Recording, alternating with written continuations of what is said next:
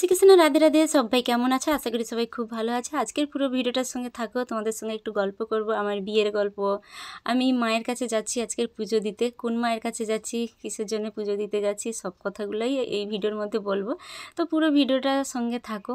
ভালো লাগে যদি একটা লাইক দেবে আর আমার পাশে থাকবে, এটাই আমার কাছে সবচেয়ে বড় খুশির জিনিস, আর কিছু চাই না। যাই হোক, আসল কথায় আসি। দিনটা ছিল মঙ্গলবার, আমার বিয়ের 24 বছর পূরণ হলো। সেটা তোমরা দেখেছো, তোমরা অনেকেই ভালোবাসা দিয়েছো, খুব ভালো লাগছে। আর এইভাবে পাশে থেকো, ভালোবাসা দিও।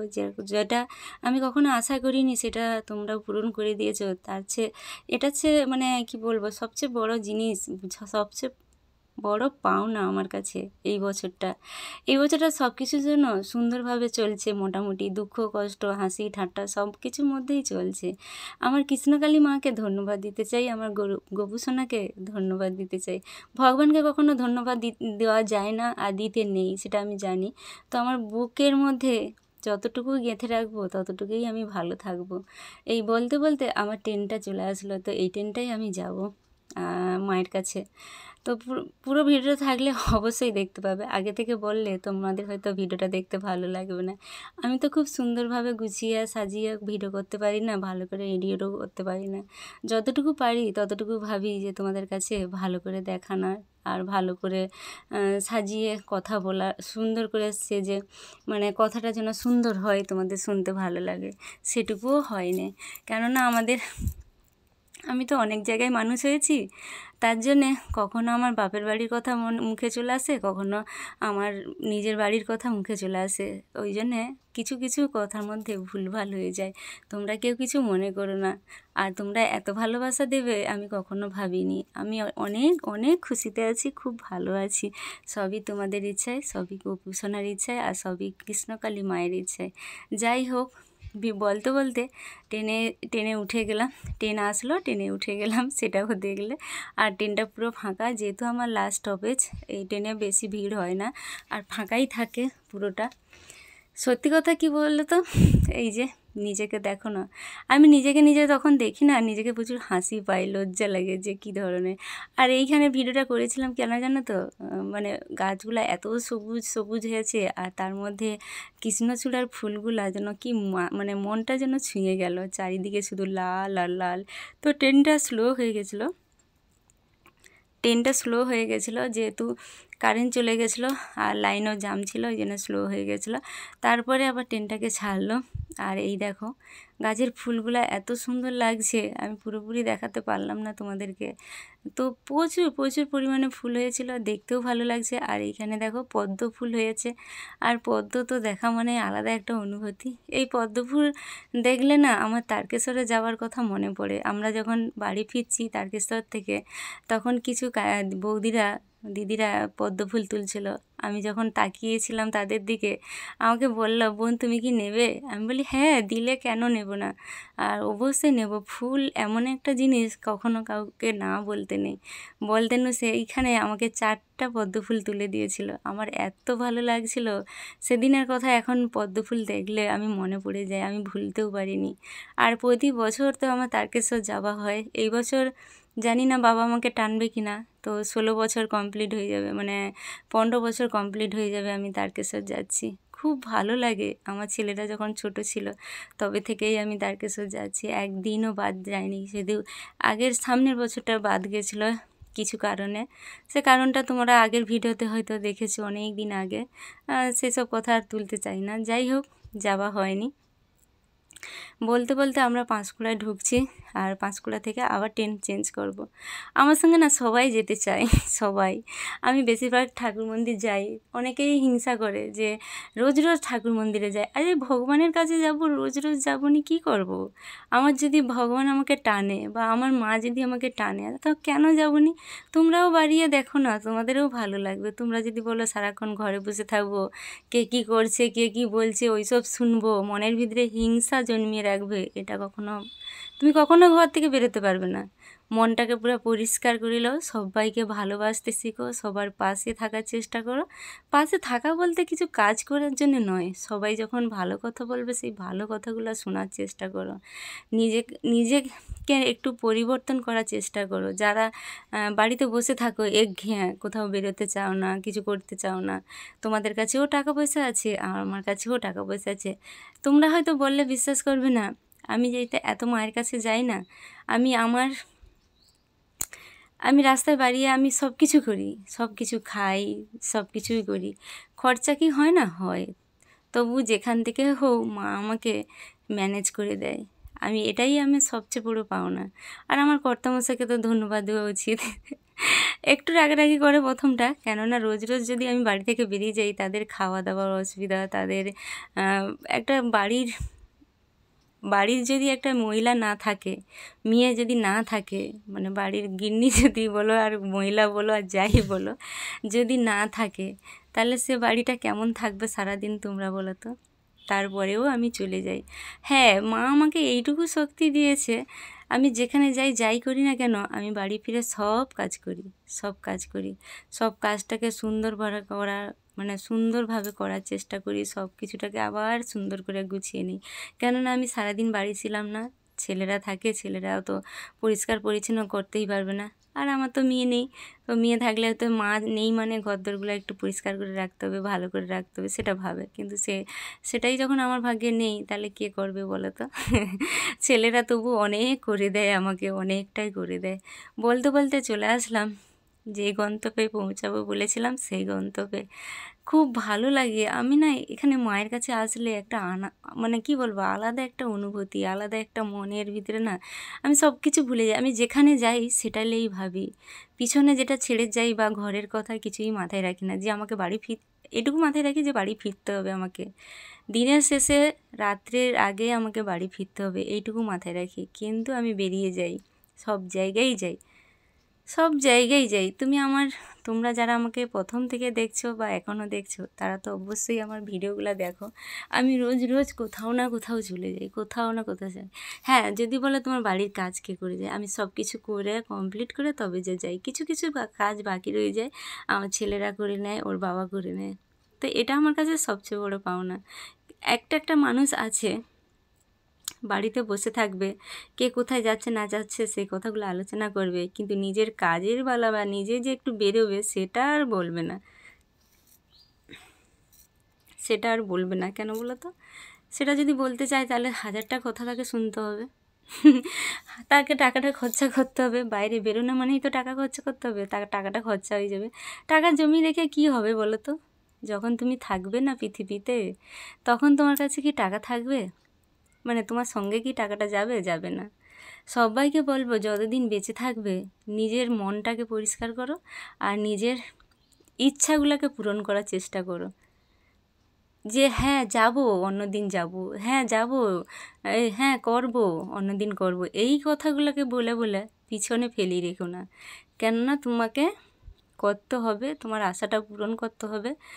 যাওয়ার আগে সব কিছুটা কমপ্লিট করে যায় অনেকে, আবার অনেকে যায় না। কখন কেউ হুট করে চলে যায় কেউ জানতে পারে না। বলতে বলতে দেখো রাস্তাটা ঘুরে গেলাম, প্রচুর গাড়ি আছে। আর মানে মঙ্গলবার ভিড় তো ছিল, তোমরা তো রাস্তাটা দেখে বুঝতে পারছো, কিছু কিছু মানুষ, বিখ্যাত সেই মন্দির যেখানে মা এতটা পরিমাণে জাগ্রত, নিজের মাথার উপরে ছাদ করতে দেয়নি। সম্পূর্ণ গল্পটা আমার জানা নেই, সম্পূর্ণ গল্পটা বললে হয়তো তোমাদের ভালো লাগবে। যতটুকু শোনা, যে মা মাথার উপরে ছাদ নিতে চায় না, খোলা ছাদের মধ্যে হাজার হাজার মানুষের ভালো করার জন্য বসে আছে। এটাই তো সবচেয়ে বড় পাওনা না? এটাই তো সবচেয়ে বড় একটা, মানে মায়ের প্রতি, মানে আমরা যে সন্তান, আমাদের তো মায়ের প্রতি ভক্তি থাকা দরকার, আমাদের তো মাকে ভালোবাসা দরকার, যে মাকে দেখতে যেতে হবে মা কেমন আছে, কি করে আছে। বলতে বলতে দেখো আমি এসেছি পশ্চিম মেদিনীপুরে মাধপুরে পুজো দিতে। এখানে মায়ের কাছে আসার একটা গল্প আছে। যে মানুষটা আমাকে নিয়ে এসেছিল, সে মানুষটা আমাদের কাছে এখন নেই। অচেনা একজন মানুষ এসেছিল, মায়ের মন্দির দর্শন করে চলে গেল। যাই হোক, সেই মানুষটা যেখানে থাকুক না কেন ভালো থাকে যেন, সুস্থ থাকে যেন। আমাকে সবাই ভালোবাসতে চায়, আমাকে সবাই ভালোবাসতে চায়। আমি আগেও বলেছি, এখনও বলছি, কতটা ভালোবাসার দাম দিতে পারছি বা পারবো সেটা আমি জানি না। মেন মা হচ্ছে এই যে তোমাদেরকে দেখাচ্ছি, ইনি হচ্ছে মেন মা। সবাই মনে মনে যা চাইতে পারো, দূর থেকে হলেও মায়ের কাছে কামনা করো, একদিন তোমরাও পৌঁছে যাবে মায়ের কাছে। এখানে দেখো হাজার হাজার মানুষ মানসিক করে গেছে, কত কিছু বেঁধে দিয়ে গেছে, কত কিছু। এবারে গিয়ে দেখলাম আমার প্রিয় মাকে এই রূপে এই মা ছিল না, এটা পুজোর জন্যে তৈরি করেছে। দেখো মায়ের পাটা দেখে না আমার জন্য মন প্রাণ জুড়িয়ে গেল। মা তো বালি সিমেন্টে তৈরি হয়েছে, কিন্তু পাটা দিয়েছে পিতলের, আর সেই পিতলের পাটা যেন সোনার মতন চকচক করছে। এতটাই ভালো লাগছে না, এতটাই ভালো লাগছে বলে বোঝাতে পারবো না। আর এইখানে যে দেখছো না 3-4টা মা আছে, কিন্তু এখানে পুরো মায়ের ভর্তি থাকে, মানে ছোট থেকে বড় থেকে মনসা মা পুরা ভর্তি থাকে। এই মানে ইনি যে বসে আছে, ইনি হচ্ছে বালি সিমেন্টের, এই জন্য মনে হয় সরায়নি। আর ইনারাই এসেছে মনে হয় নতুন, এই জন্যে আছে। দেখো সবাই দর্শন করো, মায়ের চোখটা শুধু দেখো কত সুন্দর লাগছে। আমি চাইছিলাম একটু কাছ থেকে তোমাদেরকে দেখাতে, তো তার জন্যই দেখিয়ে দিলাম। মন প্রাণ ভক্তি ভরে সবাই মাকে ভালোবাসো।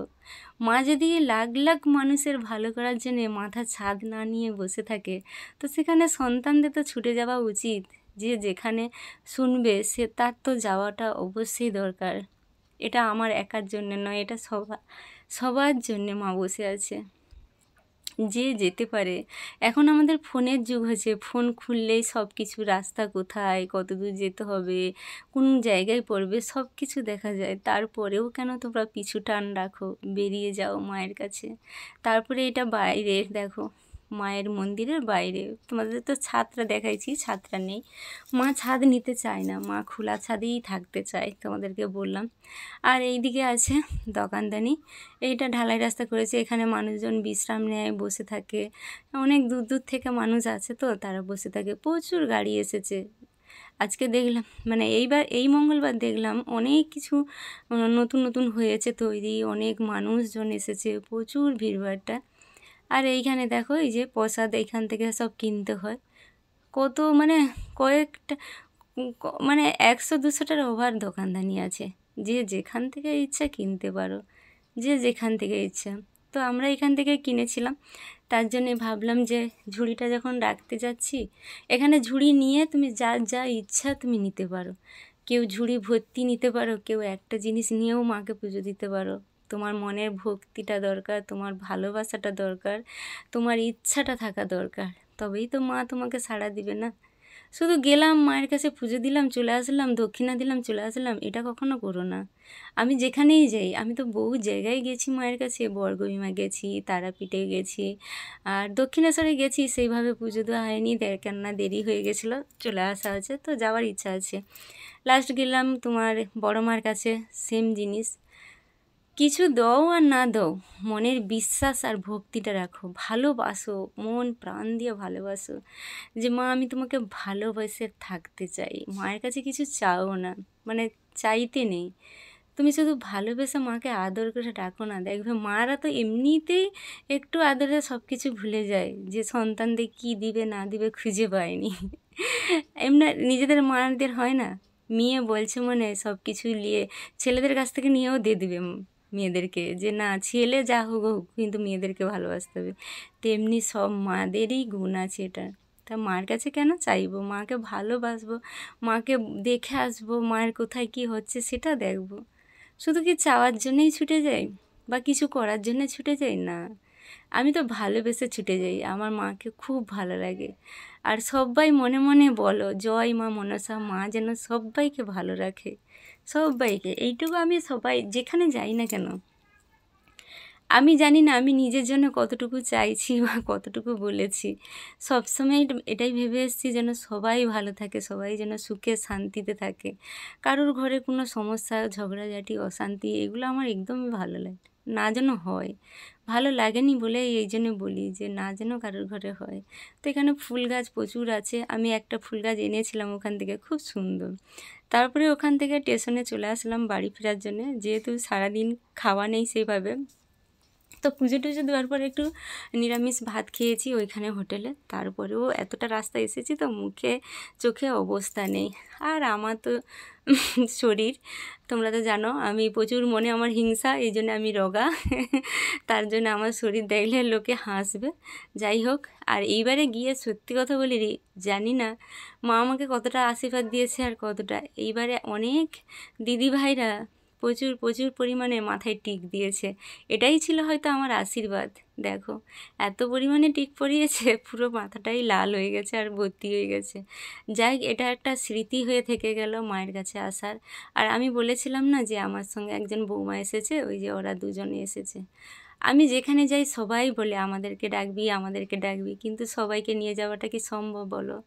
দিনকাল ভালো নয়, কার কী হবে না হবে, তখন আমার কিছু হয়ে যায় ঠিক আছে, আমার বাড়ির লোক একা বুঝবে, কিন্তু আমি যখন সবাইকে সঙ্গে করে নিয়ে যাব, কেউ না কেউ কিছু না কিছু বলতেই থাকবে। কারোরকে যদি অসুবিধা হয়, আমি নিয়ে যাচ্ছি মানে আমার একটা দায়িত্ব থাকবে, ঠিকঠাক মতন টেনে উঠলো কি না, ঠিকঠাক মতন খেলো কি না, বা তাদের কি অসুবিধা হচ্ছে নাকি, এগুলো তো আমার মাথার ভিতরে ঘুরঘুর করে। তো কার কী হয় জানি না, তার জন্য না ভয় করে মাঝে মাঝে একা একা চলে যাই। আবার যাওয়ার পরেও মনটা ছটফট করে যে ডাকলাম না, আমি তো সেই একই রাস্তায় যাচ্ছি, যে যার টাকায় সে তার যাবে, ডাকলে ক্ষতিটা কী হতো, এরকমই ভাবতে থাকি।